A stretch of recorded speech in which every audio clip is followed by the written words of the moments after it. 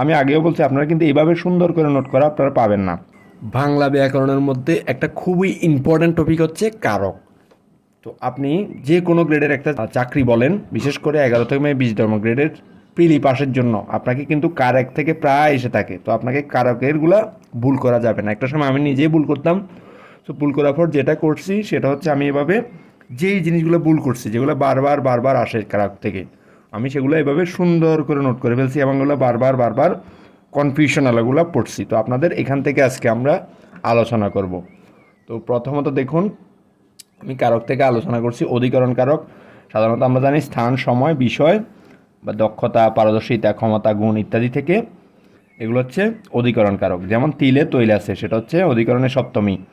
কাননে কুসুমকলি সকলে ফুটিল সপ্তমী। আমি আগেও বলছি আপনারা কিন্তু এইভাবে সুন্দর করে নোট করা আপনারা পাবেন না। হয়তো অনেকগুলা সহজ কতগুলো পাবেন বা যেগুলো কনফিউশন এগুলো একসাথে পাবেন না, আমি একসাথে করে ফেলছি। বাড়ি থেকে নদী দেখা যায়, কোথা থেকে? সেটা হচ্ছে পঞ্চমী অপাদান অধিকরণে। সূর্যোদয়ে অন্ধকার দূরীভূত হয়, এই যে ভাবে সপ্তমী, একটার ফলে আরেকটা ঘটলে মানে সূর্যোদয়ের কারণে অন্ধকার দূরীভূত হয়, এরকম হলে তখন এটা ভাবে সপ্তমী হয় অধিকরণ কারকে। খিলিফান দিয়ে ওষুধ খাবে, খিলিফানের উপর বা ভিতর স্থান, একটা স্থান বোঝাচ্ছে, এই জন্য এটা অনেকে করণ কারক দিয়ে দিবে, কিন্তু এটা আসলে অধিকরণ কারক।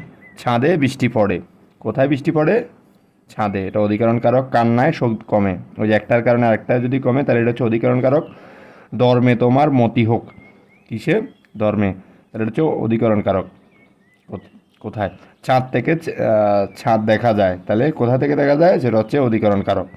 শিশুগণ মন দে নিজ নিজ পাঠে, কোথায়? পাঠে।